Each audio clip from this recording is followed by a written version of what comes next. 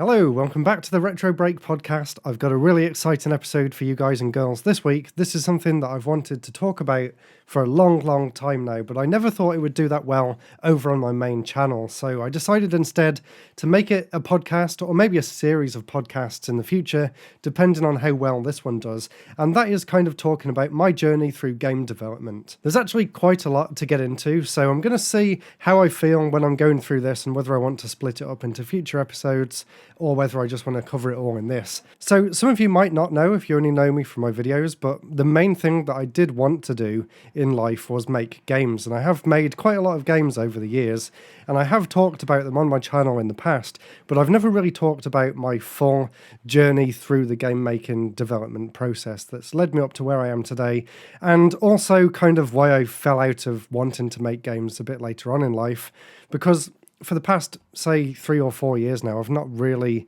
released anything playable. I've got a lot of prototypes, which I'll cover a bit later on, but in terms of actually focusing on one project, I've not really been able to do that for a while, so I kind of want to touch on that as well. But first of all, let's go right back to the start and let's talk about some of my first ventures into game development. So I have actually done a video on my very beginnings of game development. If you have a look on my channel, I think I called it something like I found these terrible PowerPoint games that I made as a kid or something like that. And that basically explains where I got my start with making games. That was through Microsoft PowerPoint. Back in the late 90s when I was still in primary school, actually, I used to love doing it so much that I would sometimes even spend my lunch break or even stay over a little bit after school to go to the computer lab and to design these really intricate PowerPoint games, which were basically nothing more than a few hyperlinks on a slide that linked up with other slides and you could go back and forth. And I kind of somehow managed to turn that into a sort of point and click adventure game.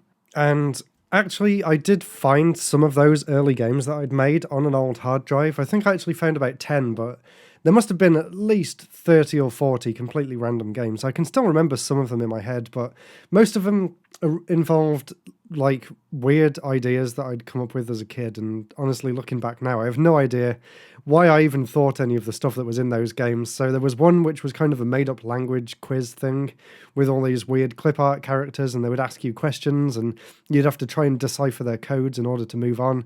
There was one that was based on Mars, and you had to find a vending machine or something in order to build a spaceship. There was one that was kind of a point-and-click adventure in a forest that was some sort of horror game that I never really got around to finishing. There was some extreme sports games, because I was really into like watching snowboarding and stuff on the TV on X Games and things at the time, so I kind of recreated that in PowerPoint. And there was quite a few like games where you just steer a stick figure around by pressing left and right on the keyboard. And the way those ones worked is on the title screen, when you pressed the start button, it would actually take you to about slide 100, and then depends on whether you pressed forward or backwards, you'd either go back a slide or forward a slide. And I kind of have this little stick figure moving backwards and forwards across the screen. There wasn't really any gameplay apart from that. I think at certain points a shape would appear on the screen and you could click it to go to the next stage, or you'd get into a fight and that would take you to like slide 200, and then you'd have like a list of attacks and stuff. So that was another game that I put a lot of time into as a kid. There was also one that was kind of based on my experiences of playing the games by Jeff Minter, which is really psychedelic sort of action games, but obviously you couldn't really do an action game in PowerPoint. So I made a kind of psychedelic puzzle game, and that was one that I did find on the hard drive, and that's one that I showed off in the video. It's called Laser Flakes, and you basically had to flip tiles over in order to get to the next section or fill in some blanks, and it's a really interesting concept, although the games themselves don't really play very well at all. But after listening to this podcast, I would definitely recommend you go and check out that video so you can get an idea of what I'm trying to describe in this podcast, because they are really weird, and I'm so glad that I actually still had them in order to go back and look at them for that video and to be able to talk about them on this as well. And I have actually uploaded some of them to my itch.io page as well, so have a look in the description for this podcast or video, and that will take you over to my itch.io page where I've got a description going through my history of making games, as well as all of the different projects that I will talk about in this podcast as well. So definitely go and check that out after you've listened to this, and definitely check out some of those early PowerPoint games as well, even if it's just for a laugh and nothing much else. Don't really expect anything worthwhile looking at, but it does give you a good understanding of where I was at the time, and you can see that I was really obsessed with this, even from such a young age. And I'll be back in just a second. I'm going to go and get a drink and see whether that helps my throat. Right, okay, I'm back. I've got myself a green tea that should help me get through the rest of this podcast. But before we move on to the next section, there is one other PowerPoint game that I have to talk about. And if you saw my video, you'll know how upset I am that I don't actually have the files for this anymore. Well, I have some of the files, but unfortunately they've all been corrupted over time and I can't actually open them. But that was for a game called Hayakin, which I put an insane amount of time into back in school, in primary school and in secondary school actually, and I had it all on loads of floppy disks, and I had it on my school computer system, and I would stay after school for a bit. I would always work on it during break or anything like that. I would take it home and work on it after school. I would be writing notes in my school diary, and in any sort of textbooks that I had, I would always flip to the back and come up with more and more game ideas for Hayakin. And it was this huge, sprawling sort of Zelda / Pokemon / Dragon Quest. All of these things that I really loved, all put into one huge game. And I remember it got to the point where it was at least over 2,000 slides long within PowerPoint. And then one day when I was at home and we'd upgraded our computer, there was no way of me actually getting the file off my old computer onto the new one. This was in the days before you could have things like USB sticks. So I put what I could onto floppy disks, but unfortunately I think I've lost most of them these days. I do still have one, but the file on there is corrupted, and I tried to recover it and it just didn't work. And I also found a few files that I'd sort of tried to email to myself to try and keep some of this when I swapped over to my new computer, but unfortunately that didn't work either. And I found a MSN chat log with one of my friends to see whether I could send it over to him for him to look after on his computer until I got my new one. And unfortunately, when I asked him about it, about 3 months before I'd asked him, and this was only last year, by the way, he'd actually deactivated his old Hotmail account completely, and he didn't have any of the emails or any of the attachments anymore. So I think, unfortunately, it's lost to time now, but thankfully it lives on in my memories, and it was such a huge undertaking for me at the time. And it also really cemented the fact that I wanted to make games as a career going forward. So at the end of school, I had to decide what college I wanted to go to, or whether I just wanted to go into work. But of course, I wanted to go and study game design. So I decided to go to Shrewsbury College of Arts and Technology here in the UK, which actually had a game design course. And it's not that far away from where I lived either. I used to get the bus there every day, and it used to take maybe an hour each way. So quite a long time, but it gave me a lot of time on the bus to play on the DS or the GBA at the time, and I had a blast playing through loads of games during that commute. But while I was there, I kind of half learnt a lot, and half of it was kind of pointless, but I'll save that for another episode. But the games that I ended up making there, the first one was when we were learning about 3D Max, which is a 3D sort of 3D modeling program for Windows. And with this 3D modeling program, we didn't actually make anything interactive. We just made a little flyby 3D video sort of thing, and you had to come up with a game design document, and you had to come up with all the rules for the games and sort of make mock-up screenshots using your 3D creation and put your own sort of UI over it and stuff. So it was really interesting, and the game and the idea that I came up with for that was a game called Help, I've Been Shrunk. And if you're watching this on the YouTube video, not on the audio podcast, I've actually got a few bits and pieces that I can show you, so I'll put them over the screen right now. So Help, I've Been Shrunk was one of them. There was another one that I came up with called Pterodactyl, which I thought was genius at the time, but obviously it was really bad. And this was the first time that I kind of learned how to use Photoshop, and I basically photoshopped this pterodactyl and gave it rocket launchers and machine guns on its wings, and it was flying around Big Ben, and Big Ben had this health bar at the top, and there was all these attack helicopters trying to take you down, and it was kind of going to be like a Star Fox style 3D into the screen shooting game, but you play as a pterodactyl, kind of like Panzer Dragoon mixed with Star Fox, except you'd be flying around real-world locations. That was my idea at the time. But once again, it wasn't actually interactive. It was more just a proof of concept demo, but I really enjoyed putting it together. But by far the thing that I put the most time into with college was my final year project, and that was a Flash game called On the Edge of Time, and that's kind of dating myself now, yes. We had to learn how to make Flash games using ActionScript in college, and it was something that I'd actually done before back at school. I always used to mess around with Flash after school to try and come up with game ideas, but I never really understood it until I actually got taught how to use it properly in college, and that was also my first proper experience with programming as well, which I kind of thought I was better at than I actually was, because a lot of what we were doing at college was just copying and pasting different scripts in ActionScript that had been taken off the internet or given to us by the tutors at college. But I really enjoyed it, and what I ended up coming up with was a vertical scrolling shooter called On the Edge of Time, and I was really proud of that title as well. I spent a long time trying to come up with a really cool name for it, and I think On the Edge of Time still sounds really cool today.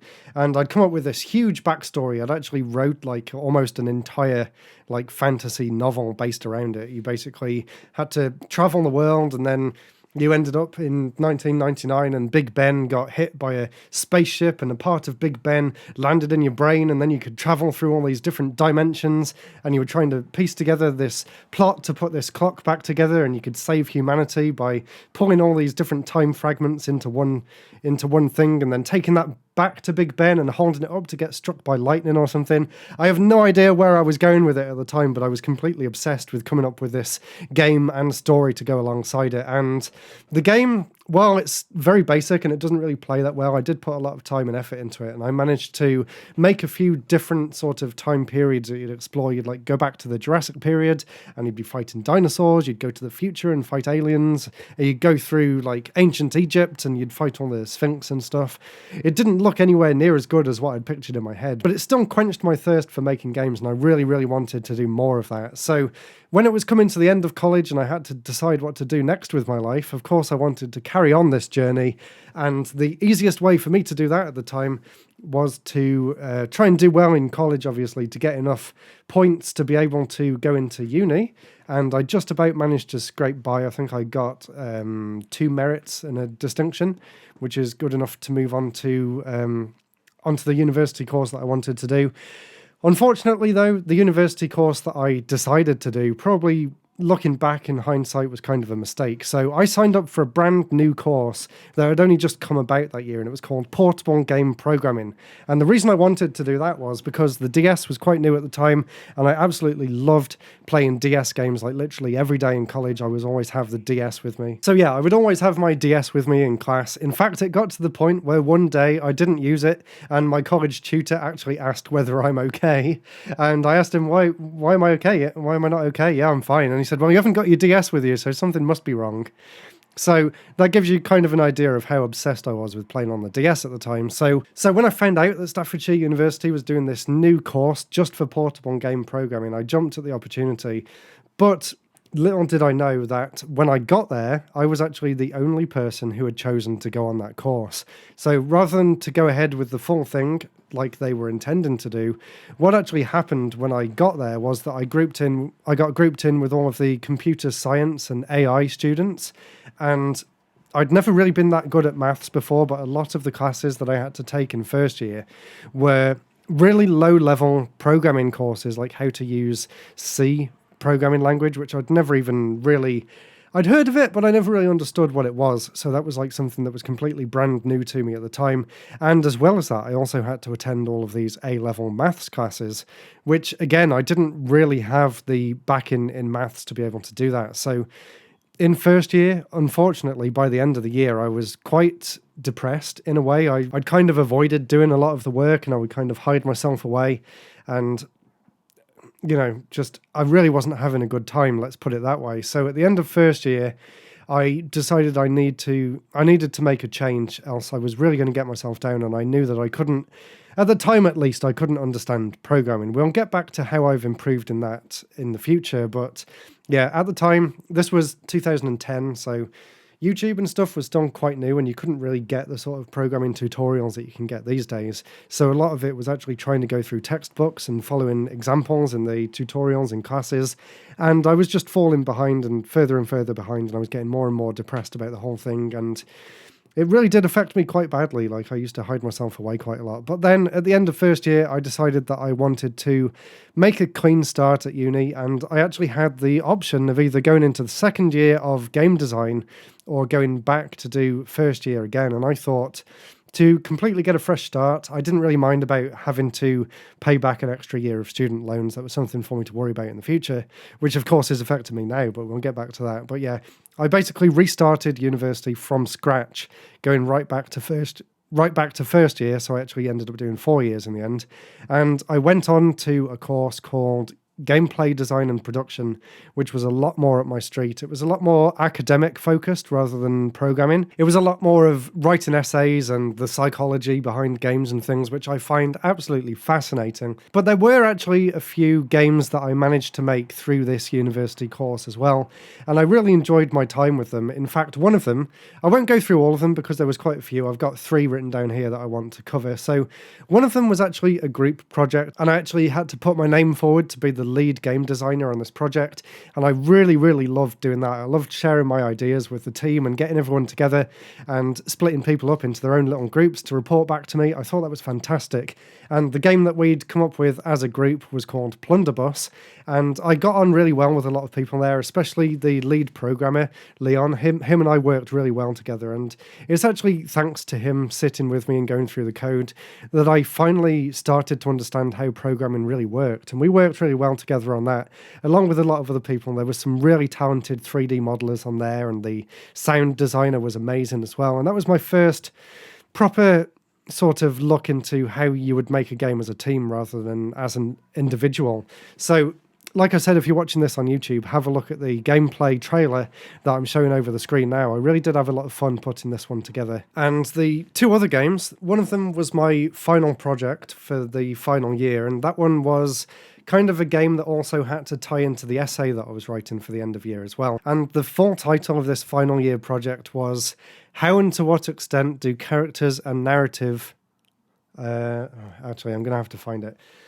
The title is so long and convoluted that I actually had to talk about this in my interview for my job, and I couldn't remember the title then either. Let me just have a look on Google Drive, see if I can find out what it was called.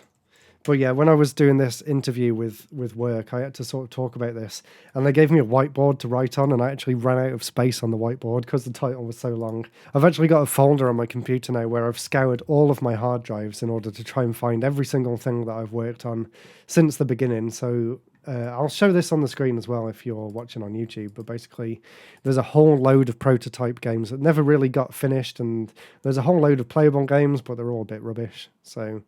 okay, yeah, I've got it. And just for context, I've got the full document here, and it is 21,000 words, and it's 106 pages long. And my tutor at the end actually said that that's the longest one out of everyone that he'd ever seen, and he couldn't actually print it off because it was too big, and he had to split it up into 2 different PDF files in order to read it properly. So that gives you an idea of just how obsessed I was with this at the time. And I did get a first for it as well, and I put in a hell of a lot of work. But the title of it, I've got it here, was How and to What Extent Are Characters and Narrative Essential for a Player's Emotional Engagement in Story-Driven Games? And basically that's a really long and convoluted way of saying that it doesn't matter what games look like, as long as the stories are written well and they follow these certain formulas and the characters are well defined and there's a good reason for you doing what you're doing, you can engage with the player of the game in a very emotional and raw sort of way that they'll actually come away from the game feeling something new. And I guess that was even longer than the title, so that didn't really help explain it. But yeah, I went into so much detail with this dissertation. And as well as that, I also had to create a game to go along with it. And the game was called Quantum Shift, and I have uploaded the entire thing onto my itch.io page. So if you do want to play it for yourselves, I think it takes about 15 to 20 minutes to play through. But I did put a lot of effort into it back in the day. So if you want to go and give it a go, definitely give it a try. And I think I also did a Let's Play of it at the time. And I was really surprised to actually find someone on YouTube at the time as well who'd done a Let's Play, because while I was making this, I'd also made friends with a lot of people on different forums for RPG Maker. I made it in a game engine called RPG Maker, which was still kind of popular at the time. It was kind of waning in popularity, but I needed something that I could prototype really fast in and focus on the story, and that let me do just that. And thanks to joining some of those RPG Maker forums, I've made friends with some really talented people that I've kept in touch with over the years as well. But yeah, definitely go and give Quantum Shift a try after this. And the third game from my uni days, or kind of after uni, I actually went back a few years later and did a game jam. And the other game that I wanted to mention here was one called Spirited, which I made in an engine called Stencil, which uses the programming language Scratch. So while I was at uni, I kind of tried to shy away from programming after how bad my experience was with programming in the beginning. And in some ways, I kind of regret trying to steer away from programming at the time. But also, on the other hand, it also let me come up with some really good game ideas and find some engines that let me actually put those ideas into practice really easily as well. And one of those ideas was a game called Spirited, which we only had 2 full days to make. We would actually go to uni, we would sleep on the floor at uni, and we would have to follow this brief and then try and make a game in a set amount of time. And I made a game with a few friends called Spirited, and it was basically a platforming game where you'd pick up a feather and then you could transform into an eagle and fly through the desert, and you'd have to pick up these pieces of a totem pole and piece it all together. But I really enjoyed it, and having 2 full days just to focus on that really helped me get my head around some programming techniques that I hadn't really been able to understand before that. So it was definitely a big help in that sense. And I think this podcast's gone on quite long, so I'm going to end part 1 here. So definitely stay tuned for next week, where I'll talk about some of the games that I've made after uni, and also some games that I've tried to make and kind of why I'm not making games anymore as well. So I really hope you're looking forward to that. Really hope you enjoyed this episode. Really hope it was interesting. I know it's very different to what I usually do, but I've wanted to talk about this for a long time, and I'm really glad to be able to share this finally. So really hope you enjoyed it. Let me know down in the comments on YouTube what you thought of this and whether you'd like me to go in more detail about any of the things that I've talked about today. Definitely, like I said, check out my itch.io page. And that's it for now, though. Thank you so much for listening, and stay tuned for part 2 coming next week. Goodbye.